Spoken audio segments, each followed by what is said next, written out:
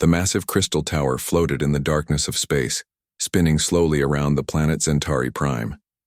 Inside the tower, 12 different alien species sat in a circle, their strange forms glowing under the soft blue lights. This was the Galactic Harmony Council, and they had been keeping peace across the galaxy for 3,000 years. Admiral Jake Morrison stood in the center of the circle, his blue uniform neat and clean despite the long journey from Earth. The human officer was tall and strong with gray hair and serious eyes. Behind him stood Captain Lisa Grant, a woman with short brown hair and a stern face. Next to her was Commander Ryan Davis, young but smart, his hands folded behind his back. The three humans had traveled for 6 months to reach this place.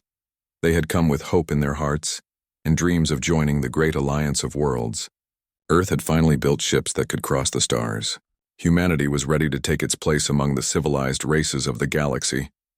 But as Jake looked around the circle, he could see the answer in their alien faces. They had already decided. The Veltar representative spoke first. She looked like a tall woman made of living crystal, her body catching the light and throwing rainbows across the walls. When she spoke, her voice sounded like music, but the words were cold. "We have studied your species for many years," she said, her crystal head turning to look at each human. "We have watched your wars, your conflicts, your violence. We have seen how you fight each other over small pieces of land and different ideas about gods." Jake wanted to speak, to explain that humans had grown beyond their old ways, but the crystal being held up one hand, and he stayed quiet. "Your people have been in space for only 200 years, the Veltar continued. "In that short time you have spread across 37 star systems. You build military ships first, then colony ships. You explore with weapons ready. This is not the way of peaceful species." The Kethmori delegate spoke next. He looked like a giant insect, silver and green, with 4 arms and large black eyes. His voice clicked and buzzed through the translator. "We fear your rapid expansion," he said, his head tilting to one side. "Most species take 1,000 years to spread across 10 systems. You do it in decades. You claim it as exploration, but we see conquest. You say you come in peace, but your ships carry enough weapons to destroy worlds." Jake felt his heart sink. He had expected questions, maybe some doubt, but not this complete rejection of everything humanity stood for. He cleared his throat and stepped forward. "Honored council members," he said, his voice carrying across the crystal chamber. "I understand your concerns, but you judge us by our past, not our present. Yes, humans have fought wars. Yes, we have made mistakes, but we have also learned from them." He gestured to his companions. "Captain Grant here saved an entire colony from a solar flare, risking her own ship to do it. Commander Davis spent 2 years helping rebuild a space station that was hit by asteroids. We don't just take from the galaxy, we give back." The Arcturus representative spoke up. She looked almost human, but her skin was pale blue and her eyes were solid silver. "We know of these actions," she said softly, "but they do not change what you are. Your species thinks first of fighting. When you meet a problem, you reach for weapons. When you see something new, you wonder how to defeat it." "That's not true," Lisa Grant said, stepping forward. Her voice was sharp with anger. "We reach for weapons because the galaxy is dangerous. We've met pirates, hostile aliens, and things that wanted to eat our colonies. We fight because we have to, not because we want to." The Melkori delegate laughed, a sound like breaking glass. He looked like a tall, thin man with too many joints and skin like polished stone. "You see," he said, "even now you speak of fighting. You cannot help yourselves. Violence is in your nature." Ryan Davis spoke for the first time, his young voice steady despite his anger. "And peace is in yours. But what happens when something comes that doesn't want peace? What happens when you meet an enemy that only understands force?" The council members looked at each other, their alien faces showing something like pity. The Veltar spoke again. "We have lived in harmony for 3,000 years, she said. "We have solved every conflict with words, every problem with cooperation. There is no enemy in this galaxy that cannot be reasoned with, no threat that cannot be turned aside with wisdom and patience. You live in a dream, Jake said quietly. You've been lucky, that's all. But luck doesn't last forever. The Zephyrian representative stood up. She looked like a bird made of metal and light, her voice like wind chimes. We have made our decision, she announced. The human species is denied membership in the Galactic Harmony Council. Furthermore, you are forbidden from entering any system under our protection. Your aggressive nature poses too great a risk to our peaceful civilizations. The words hit Jake like a physical blow. He had not expected this. Refused membership, yes, but banned from council space? That was like being declared enemies of the galaxy. You're making a mistake, Lisa said, her voice low and dangerous. You're judging us by what we might do, not by what we have done. We judge you by what you are, the Kethmori replied. And what you are is dangerous. Jake looked around. The circle one more time. He saw fear in their alien eyes, but also something else. Arrogance. They thought they were better than humans, wiser, more civilized. They had built their perfect little galaxy and didn't want anyone to disturb it. Very well, he said finally.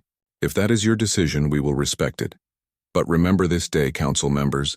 Remember the day you turned away the one species that might have stood with you when the darkness comes. The three humans turned and walked toward the exit. Their footsteps echoed in the crystal chamber, the only sound in the sudden silence as they reached the door. Jake stopped and looked back. One more thing, he said. When you're sitting in your crystal towers talking about peace and harmony, remember that somewhere out there, humans are standing guard. We're watching the dark spaces between the stars, fighting the things you pretend don't exist. And when those things finally come for you, don't expect us to answer your calls for help. The door closed behind them with a soft hiss. In the council chamber, the alien representative sat in uncomfortable silence. Finally, the Veltar spoke. We have done the right thing, she said, but her voice lacked conviction. The galaxy is safer without them. The other council members nodded, but none of them looked convinced. They had just made an enemy of the one species that might have been their greatest ally. But it was too late now. The decision was made. Outside the crystal tower, the human ship waited in the darkness. As Jake and his officers boarded, they could see the lights of 1,000 worlds spread across the galaxy before them. Worlds that were now forbidden to them. Species that had rejected them without even trying to understand them. What now, Admiral? Ryan asked as they settled into their seats for the long journey home. Jake looked out at the stars, his face hard with determination. Now we go home, he said. And we remember this day. We remember how they treated us when we came in peace. And we make sure we never need them again. The ship turned away from the crystal tower and jumped into hyperspace, carrying its bitter cargo of humans back to their own corner of the galaxy. Behind them, the Galactic Harmony Council returned to their business of keeping peace in a galaxy they didn't really understand. None of them realized they had just made the biggest mistake in their 3,000-year history. 2 years had passed since the Galactic Council closed their doors to humanity. 2 years since Admiral Jake Morrison and his team returned to Earth with news that crushed the dreams of billions. The rejection had hurt, but humans had done what they always did when the universe pushed them down. They got back up and pushed harder. President Helen Carter stood before the United Earth Assembly in Geneva, her silver hair gleaming under the bright lights. The assembly hall was packed with representatives from every nation, every colony, every human settlement across 37 star systems. The buzz of conversation died as she stepped up to the podium. My fellow humans, she began, her voice carrying to every corner of the hall and to every world where humans lived. 2 years ago, we learned that the galaxy sees us as unwelcome guests. We were told we are too dangerous, too violent, too unpredictable to join their peaceful alliance. A murmur of anger rippled through the crowd. Helen held up her hand for silence. Today, I announce the Terran First Initiative. We will no longer seek acceptance from those who refuse to understand us. We will no longer beg for permission to exist among the stars. From this day forward, Humanity looks only to humanity. We will build our own future, forge our own path, and depend on no species but ourselves. The applause was thunderous. In the months that followed, Helen's words became reality. The borders of human space closed to all alien contact. Trade agreements were canceled. Diplomatic missions were recalled. Humanity turned inward, shutting out the galaxy that had shut them out first. But this isolation was not defeat. It was transformation. Dr. Kevin Wright worked 18 hours a day in his laboratory on Luna Base. The tall, thin scientist had dark circles under his eyes, but his mind burned with purpose. Around him, the greatest human minds worked on projects that would have seemed impossible just years before. The fusion reactors are running at 96% efficiency, reported Dr. Susan Lee, looking up from her computer screen. Her lab coat was stained with chemical burns, but her smile was bright with success. That's 12% better than anything the Veltar ever built. Kevin nodded, barely looking up from his own work. Good. What about the FTL drives? Beyond our wildest hopes, answered Dr. Carl Martinez from across the room. The older man's gray beard couldn't hide his excited grin. We've cracked the hyperspace equations that stumped us for decades. Our new drives are 30% faster than Council technology, and they use half the power.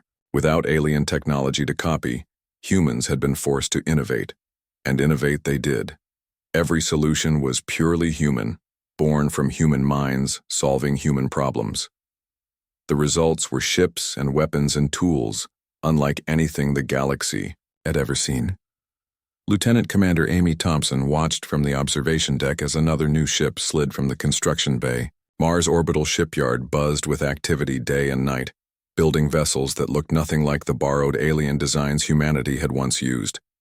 These new ships were angular and sharp, like predators made of metal and energy. They moved, with a deadly grace that spoke of their true purpose. Every line was designed for war, every system built for battle. The galaxy had called humans violent, so humans embraced what they were. Beautiful, isn't she? Asked Commander Pete Jackson, joining Amy at the observation window. The stocky officer had supervised the construction of 12 ships this month alone. Amy nodded, watching the new destroyer test its engines. Blue fire erupted from its thrusters, pushing it away from the station with smooth power. The Council won't recognize these designs. They've never seen anything like them. That's the point, Pete replied. No alien tech, no alien influence. Pure human engineering. When the time comes, they'll learn what human ships can really do. The time was coming sooner than anyone expected.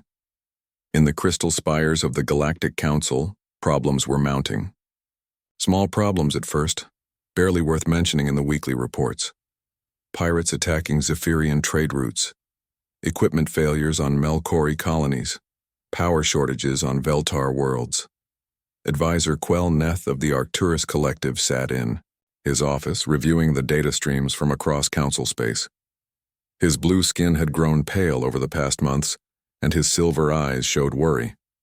The problems seemed random, unconnected, but their timing bothered him. Everything had started going wrong right after humanity withdrew from galactic affairs. The pattern is subtle, he told his assistant, a young Arcturus female named Yel Maria. Her skin was darker blue than his, marking her youth, but her mind was sharp. Look at the dates. Every major incident began within weeks of humanity closing their borders. Yel Maria studied the holographic display floating between them. Red dots marked problems across the galaxy, scattered among hundreds of worlds. You think the humans are responsible? Not directly, Quelneth replied slowly. But humans had a way of solving problems. Their ships were always in the right place at the right time. Their patrols covered routes that other species ignored. They helped in ways we never asked for, never even noticed. The truth was becoming clear. Humanity hadn't just been exploring the galaxy. They had been protecting it, fighting dangers the Council never even knew existed. Space pirates, equipment sabotage, power system attacks, all the small problems that peaceful species couldn't handle or even recognize.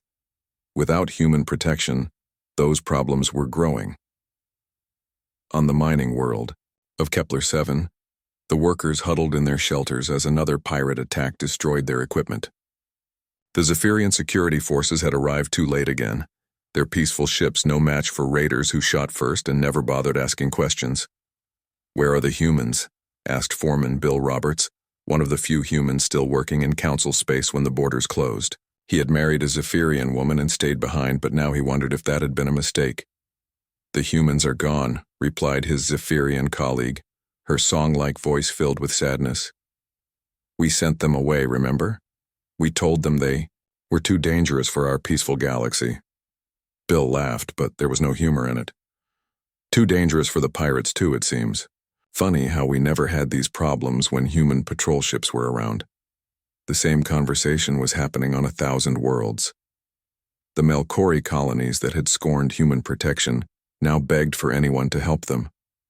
The Veltar cities that had called humans violent now dimmed as their power systems failed without human engineers to maintain them. But the worst was yet to come. Deep in the darkness at the edge of the galaxy, sensors picked up something moving. Something vast and hungry, consuming everything in its path. The first reports came from automated monitoring stations on the rim worlds, their signals weak and full of static. "Unknown fleet approaching Sector 12. The message read, "Massive energy signatures. Not responding to communication attempts, they're destroying everything. Send help, send anyone, please." Then the signal stopped. Dr. Rebecca Torres, the Council's chief science advisor, brought the news to the emergency session. The crystal chamber filled with worried voices as she played the recordings. Ships by the thousands moving in perfect formation, consuming metal and energy and leaving nothing behind. "They appear to be machines," she reported, her normally steady voice shaking. "Artificial intelligence, but unlike anything in our databases. They learn from each encounter, adapt to our tactics. Every time we send ships against them, they become stronger." The council members looked at each other with growing fear.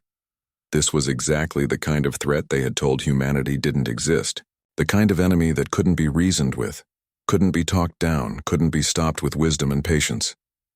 For 3,000 years, the council had lived in peace because they had never met anything that truly wanted to destroy them. Now they had, and their peaceful fleets were helpless against an enemy that only understood force. In the shadows of the chamber, Advisor Quelneth spoke quietly to Yelmaria. "Send a message to Earth," he whispered. "Use the emergency channels, tell them we need to talk." Yelmaria looked shocked. "But the Council voted to ban all contact with humans. If they find out. If we don't contact them, there won't be a Council left to punish us," Quelneth replied. "The humans warned us this day would come. They told us the darkness was out there, waiting. We didn't listen." As the Council debated and argued and tried to find peaceful solutions to an enemy that wanted only death, the machine swarm moved closer to the heart of the galaxy. Behind them lay empty space where civilizations had once thrived, and in human space, sensors watched the approaching storm with cold electronic eyes, while Admiral Jake Morrison studied the data and prepared for the war he knew was coming. The galaxy that had rejected humanity was about to learn why humans were so good at fighting. They were about to meet the darkness that lived between the stars. The emergency alarm screamed through the crystal halls of the Galactic Council headquarters. Red lights flashed in patterns that hurt alien eyes, and the peaceful chamber that had known only calm debate for 3,000 years now buzzed with panic and fear. Counselor Velshan of the Zephyrian hegemony flew into the chamber, her metal wings sparking with electricity from her haste. Behind her came the other council members, their faces showing terror that their peaceful species had never experienced before. "The outer rim is gone," Velshan announced, her voice like breaking wind chimes. 17 colonies, gone without a trace. The machine swarm consumed everything, ships, stations, entire worlds. Nothing left but empty space. The Veltar representative, her crystal body dim with shock, stepped forward. "How is this possible? We sent our best ships, our finest captains.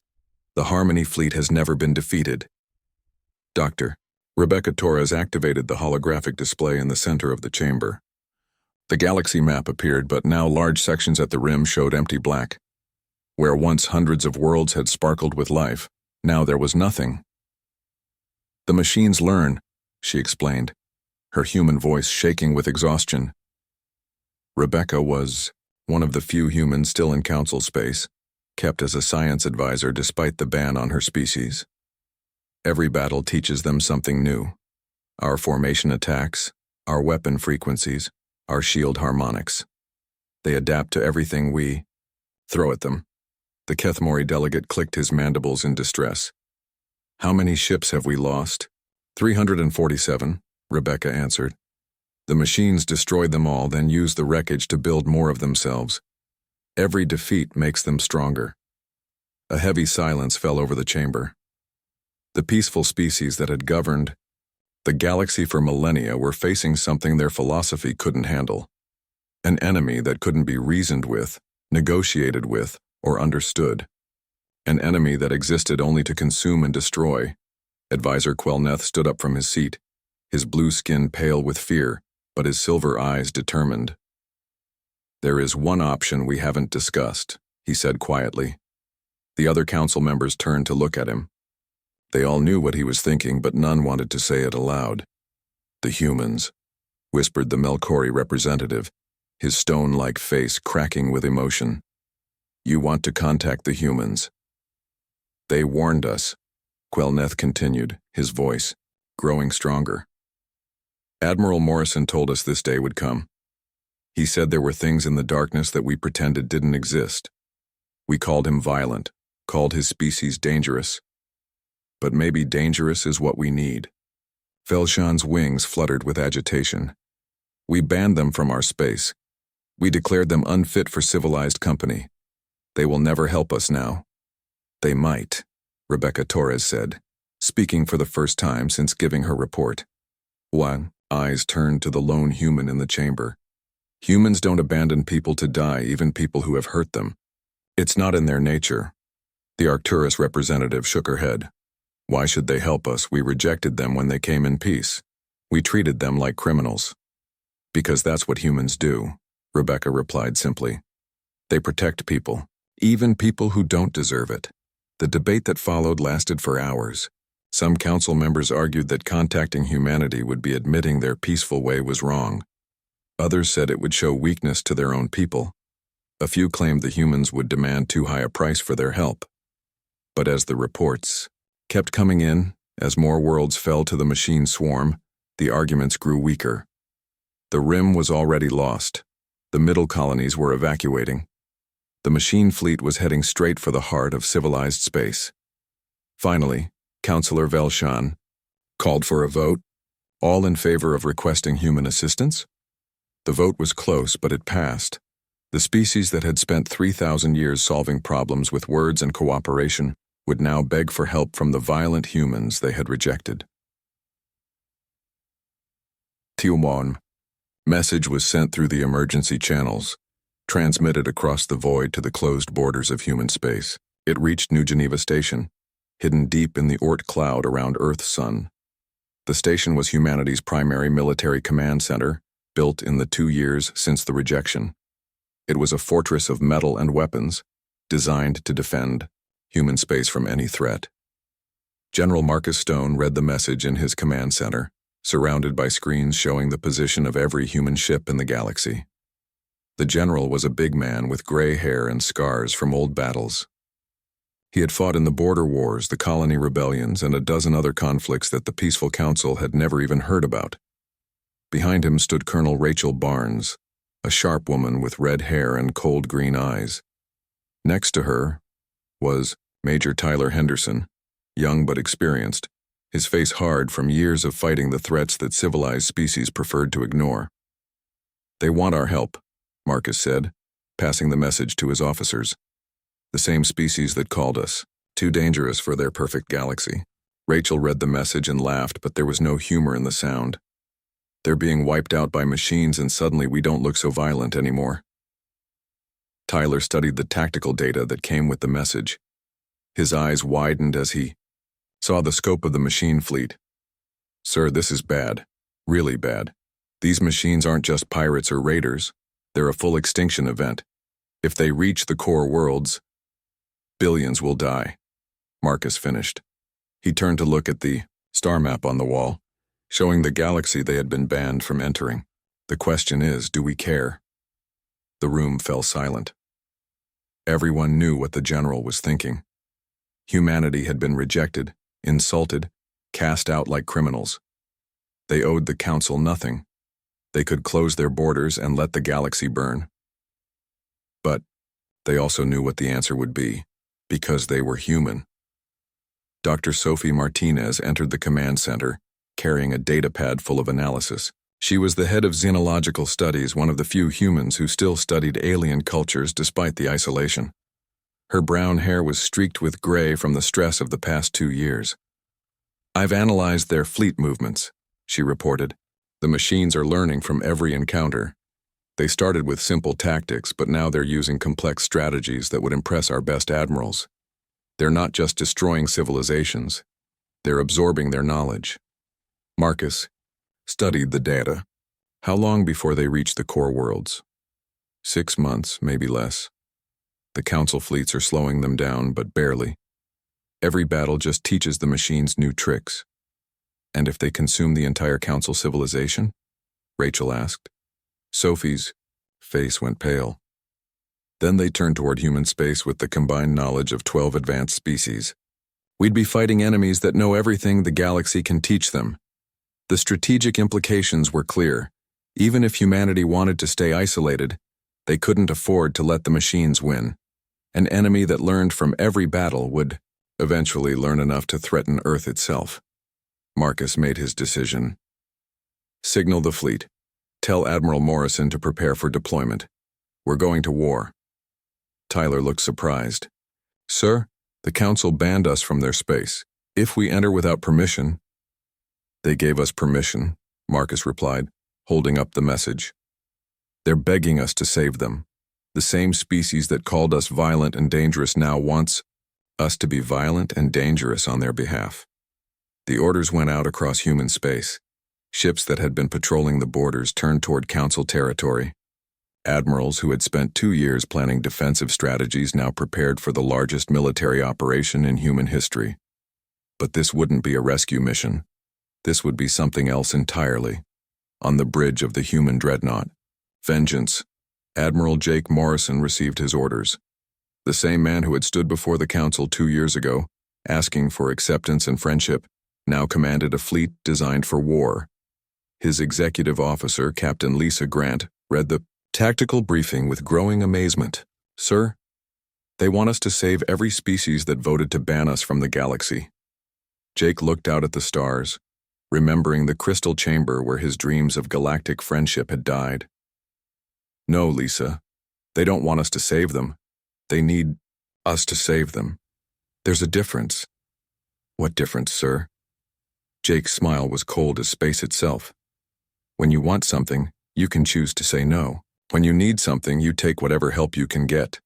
The council is about to learn that lesson." The human fleet began to move, heading for a galaxy that had rejected them. But they weren't going as friends or allies. They were going as humanity's representatives, and humanity had changed in the 2 years since their rejection. The council had called them dangerous. Now they would see just how dangerous humans could be when they stopped trying to be anything else. Commander Zeth Val of the Kethmori Defense Fleet watched his tactical display with growing horror. The machine swarm moved through space like a disease, consuming everything in its path. His fleet of 300 ships, the largest force the peaceful council had ever assembled, was about to face twice as many enemy vessels at Kepler's gate. "Sir, the machines are adapting to our formation patterns again," reported his tactical officer, a young Zephyrian named Yilkaris. Her metal wings trembled with fear as she watched the enemy fleet shift into new attack positions.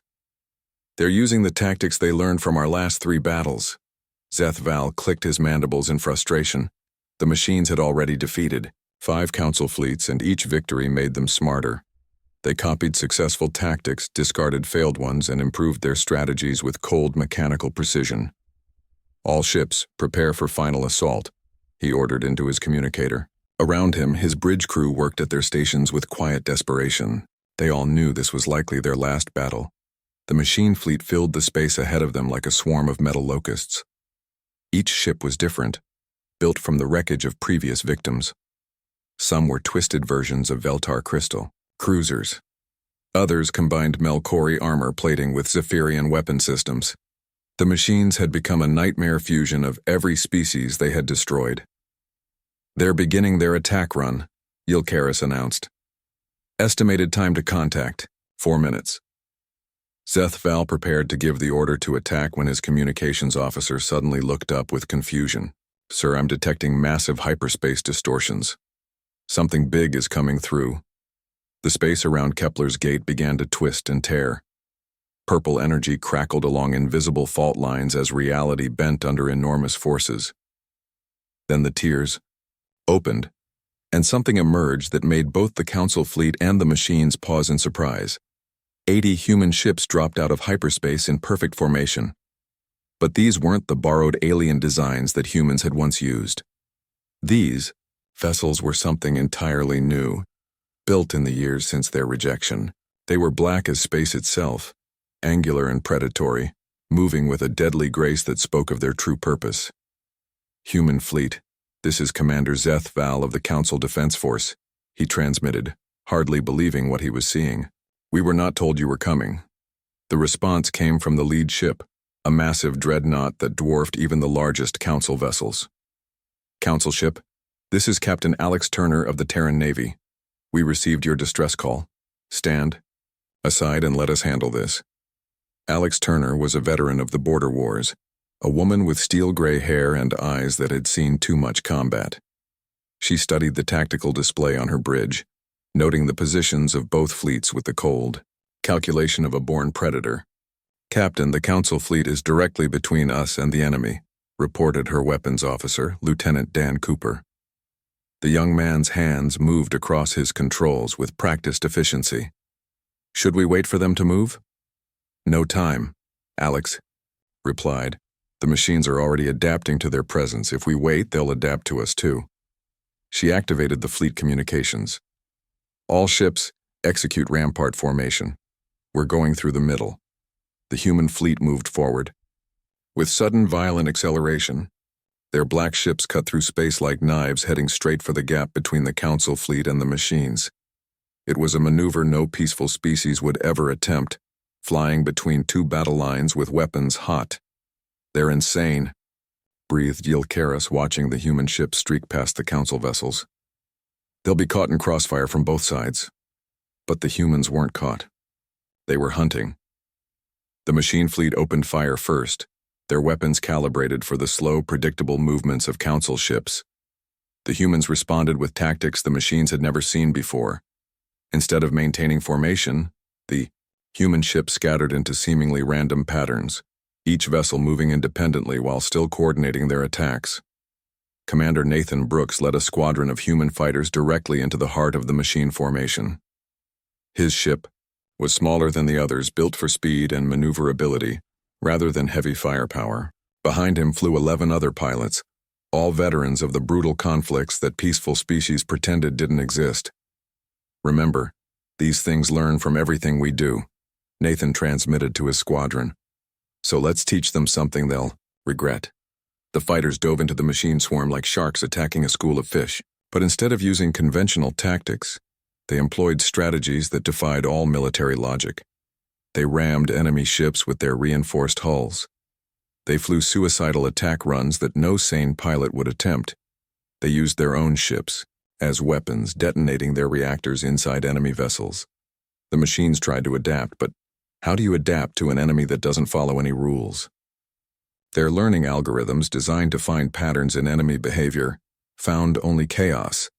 Every time they thought they understood human tactics, the humans did something completely different.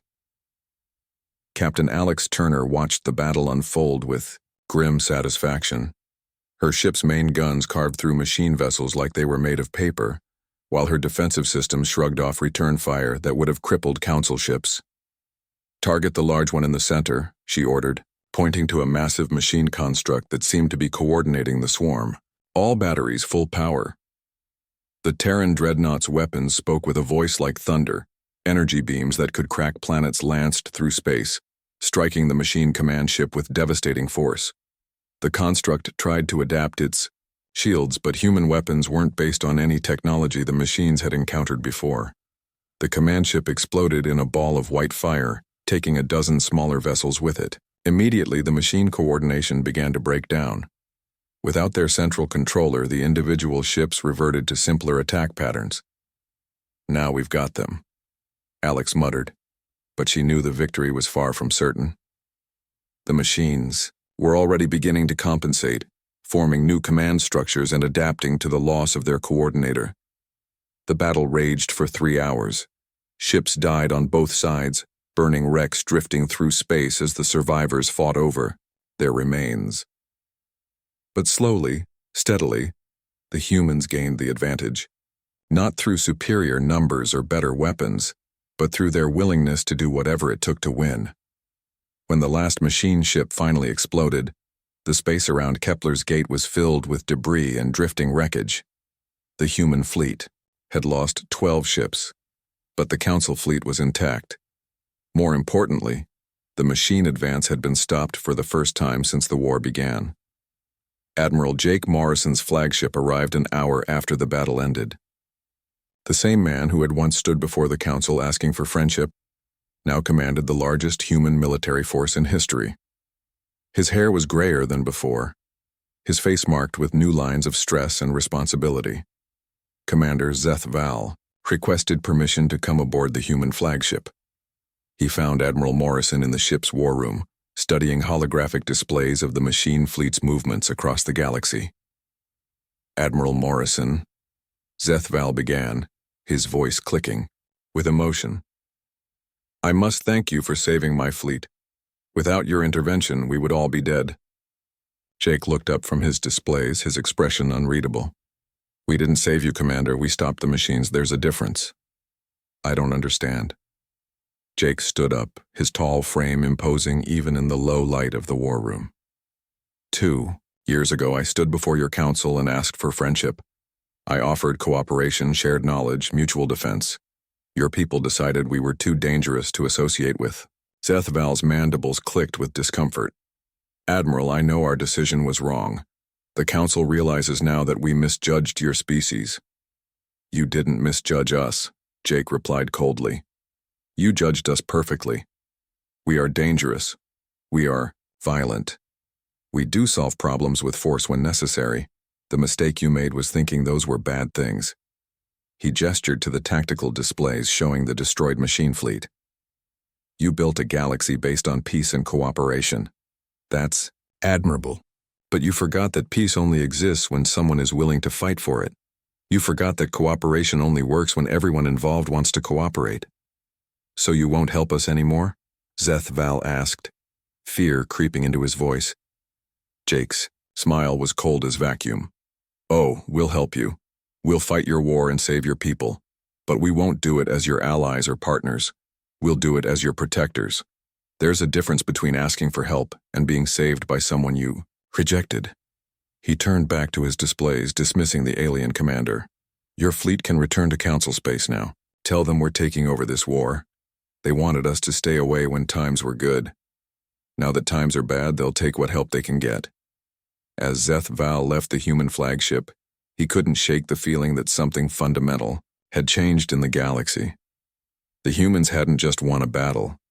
They had taken control. The species that the Council had rejected as unworthy now held their fate in human hands. And from the cold expression on Admiral Morrison's face, the humans weren't going to let them forget it.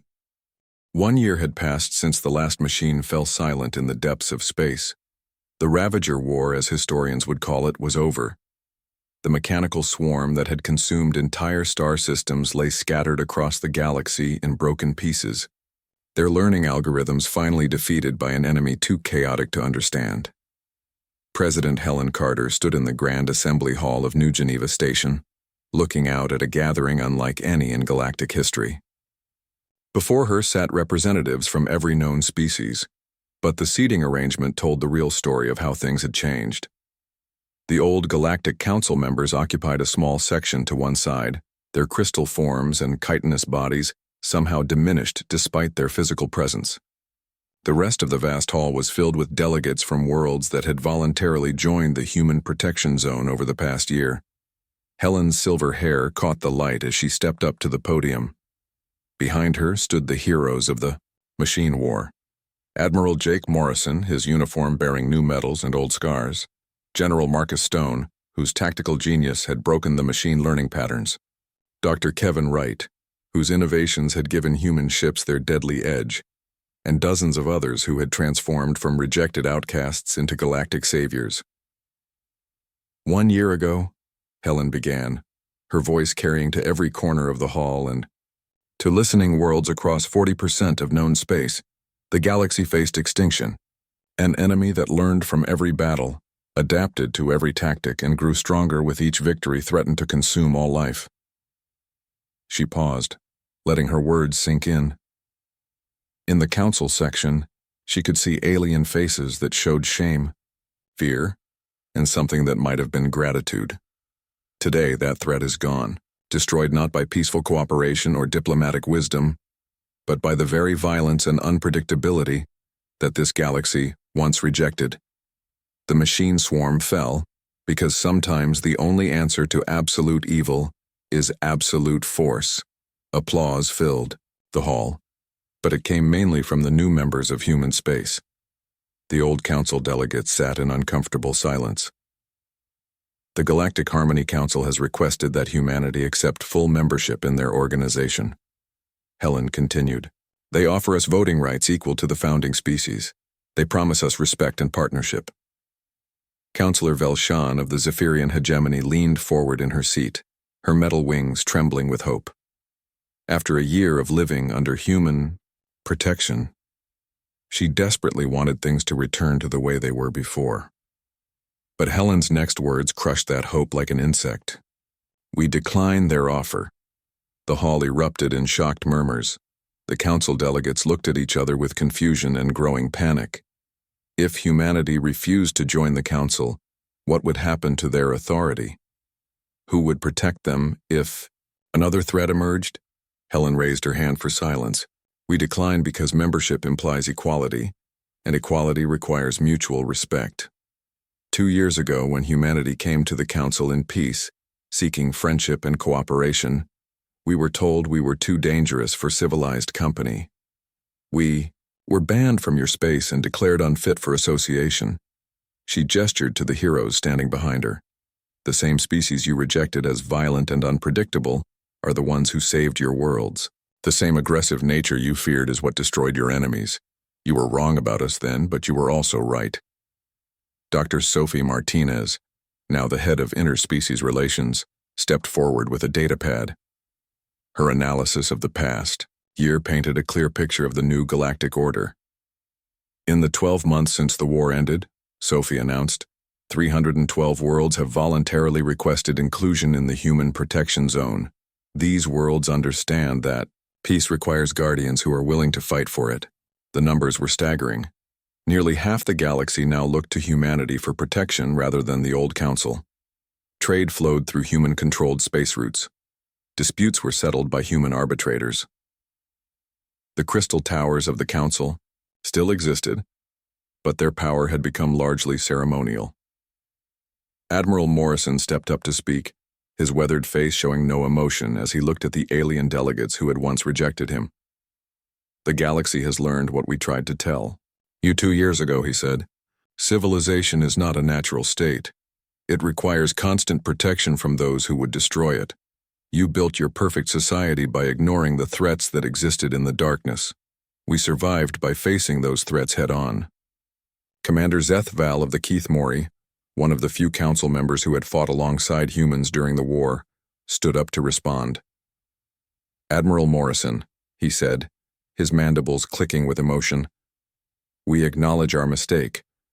We misjudged humanity's character and potential. But surely there is room for forgiveness. Can we not work together as partners now? Jake's laugh was bitter. Partners? You want to be partners now that you need us? Where was that partnership when we offered it freely? Where was that cooperation when we asked to join your alliance? He walked closer to the council section, his presence somehow filling the vast all. You had your chance to treat us as equals. You chose to treat us as dangerous outsiders. Now you want partnership because you're afraid of what happens if we refuse. The truth hung in the air like a sword.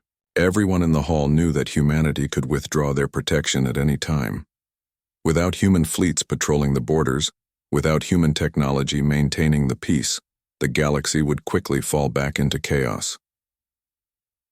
Dr. Wright spoke next, his scientific mind cutting through the emotional arguments to the practical reality.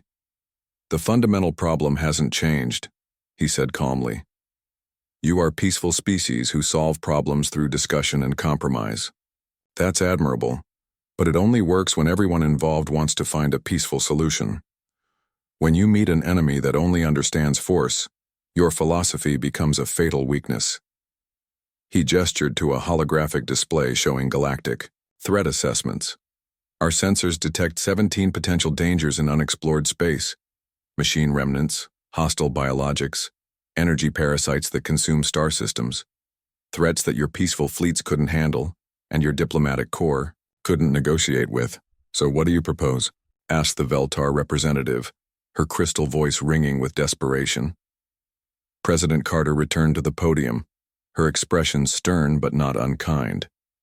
We propose exactly what we're already doing. Humanity will continue to serve as the galaxy's protectors. We will patrol the borders, fight the threats, and maintain the peace that civilization requires. But we will do it on our terms, not as junior partners in your alliance. She looked directly at the council delegates. You wanted us to stay away when the galaxy was safe. Now that it's dangerous, you'll accept our protection whether you like it or not. The difference is that now you understand the price of safety. The price was clear to everyone in the hall. The old order, where the council made decisions and other species followed them, was over. Humanity had become the dominant force in the galaxy, not through conquest, but through necessity. They were the guardians that civilization required, whether civilization wanted them or not. Counselor Velshan made one last desperate attempt. What about our sovereignty? Our right to self-determination? Will humanity rule the galaxy as dictators?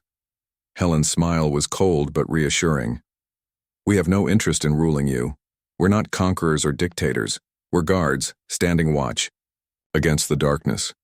Your worlds can govern themselves however they choose, trade with whoever they want, believe whatever they wish. But when the monsters come, don't expect to handle them with discussion and compromise. The assembly ended, with no formal agreements, no signed treaties, no diplomatic ceremonies.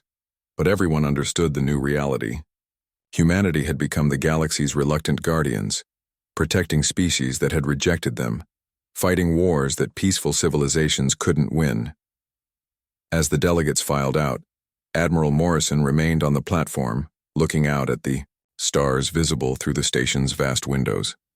Each point of light represented worlds that depended on human protection, species that had learned too late the value of those they had scorned. Captain Lisa Grant joined him at the window. Do you think they'll ever understand what they did to us? Jake considered the question for a long moment. They understand that they need us. That's enough. We didn't come back to the galaxy for their friendship or their apologies. We came back because it was the right thing to do. Even after they rejected us? Especially after they rejected us, Jake replied. They proved they couldn't protect themselves. Someone has to stand guard, and we're the only ones willing to do it. Outside the station, human patrol ships moved through space with deadly purpose, their black hulls cutting through the void like sharks through dark water. They carried no flags of alliance or symbols of partnership. They flew under the simple banner of humanity, protecting a galaxy that had turned them away when they came in peace. The Galactic Harmony Council still met in their crystal towers, still debated and discussed and passed resolutions. But their real power was gone, transferred to the species they had once deemed too dangerous for civilized company. Humanity had learned the hardest lesson of all. Sometimes the only way to gain respect is to prove you don't need it. The galaxy that had rejected them as violent was now grateful for that violence.